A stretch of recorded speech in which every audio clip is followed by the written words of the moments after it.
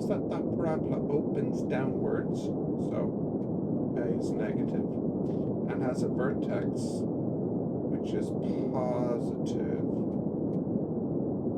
Okay, is this the ruler? No. That's interesting. I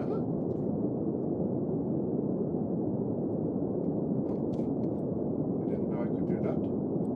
Where's my ruler set that I had before?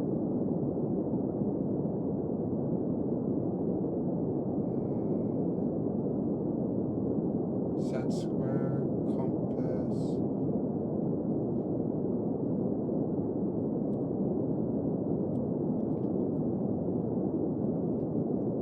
Huh. Weird. I thought this external plus would be a little bit better, but where's that ruler tool for just drawing a straight line?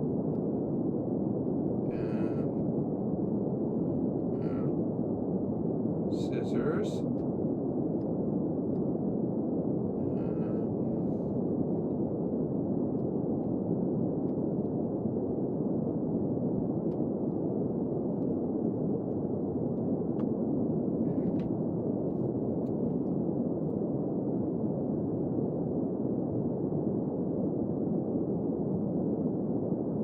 Rectangle. Draw a line.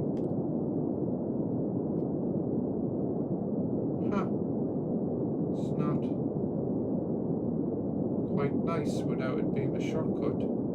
Unless this is it here. Okay. So it has a vertex which is in the positive, but the A is negative, so it'll be, something like this. It's the point that they're making. This is a positive, but the A is negative. For which interval is this as large as possible? Oh, okay. Well, that would be the interval where the area is positive, which would have to be between the roots. So that would be minus b minus the square root of b squared minus 4ac all over 2a up to minus b plus the square root of b squared minus 4ac all over 2a. This pen is a little bit on the faint side. Can I get it a bit nicer? No.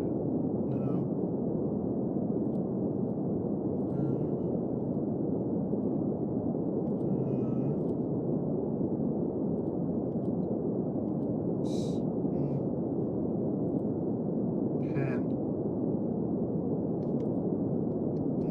Okay. Yeah, that's kind of it. All right. Let's see, 130.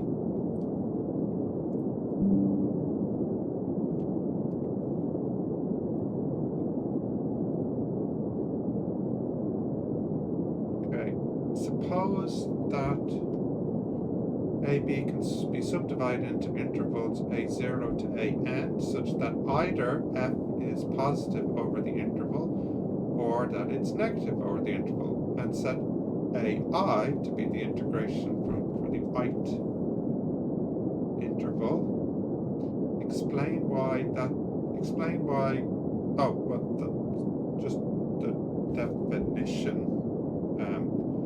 It's just the definition though. Well, it's not really the definition, but it's from the rule that basically says, A to B plus B to C equals A to C. So, i.e., if you go from A0 to A1 plus A1 to A2, etc., that would just be the same as going from A0 to AN using that rule. So that makes sense. but perhaps more interesting is explain why that is less than that. Well, what you're calculating here is the absolute of A1 all the way up to AN, and that's, you want to show that that's less than or equal to, and this one would be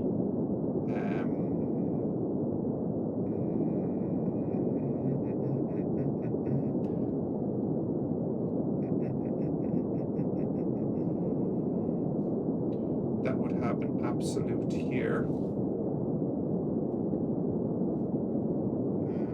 Oh, and because of this, which is very important, this would have to be this guy here. Yeah, okay. So I think what I can do is I could say that this definitely equals that.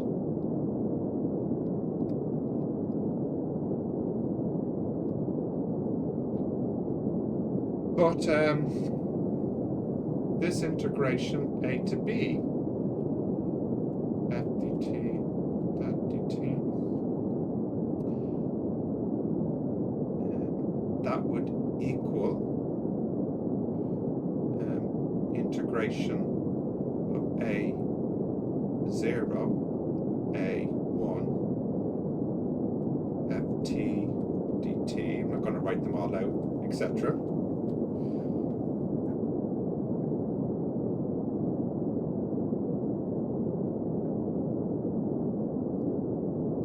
So if I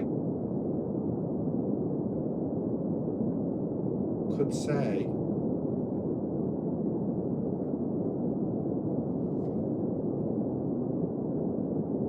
that one there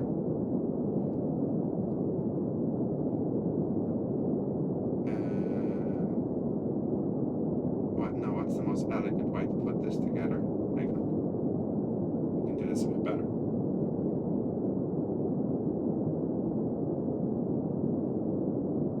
I can do this a bit better, so I can.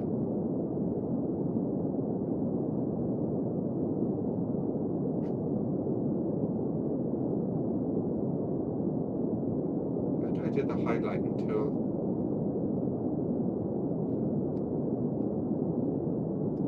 Oh yeah, there we go. Okay, I'm back to the pen. So let me think. This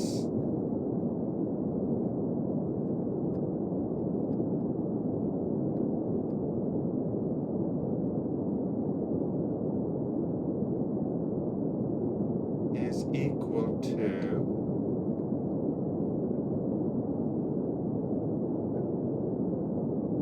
the absolute of A1 all the way up to AN.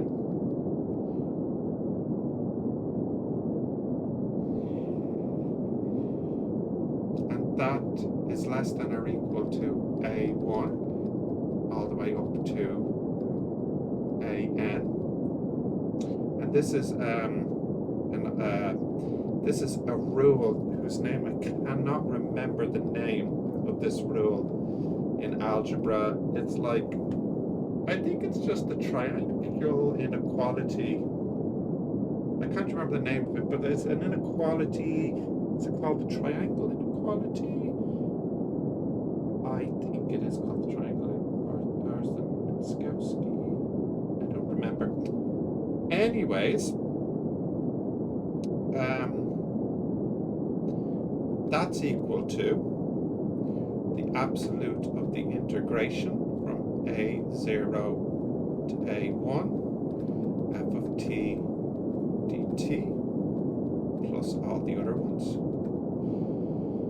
And because this ft can either be positive, then the absolute has no effect, or It's negative, which means the absolute turns it into a positive. So it has to be less than or equal to this.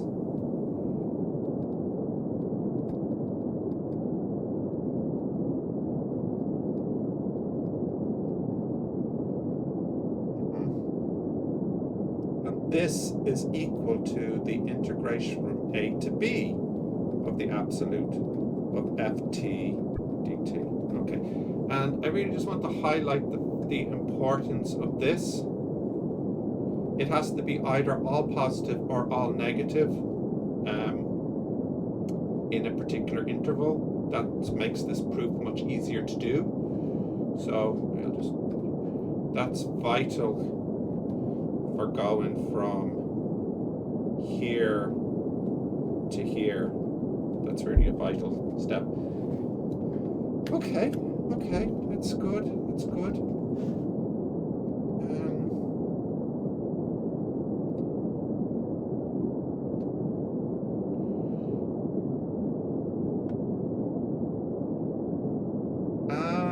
That's interesting because 131 is kind of what I needed to use yesterday in I think it was 128, and I wasn't sure if I could because it's the reverse condition for the comparison theorem. So now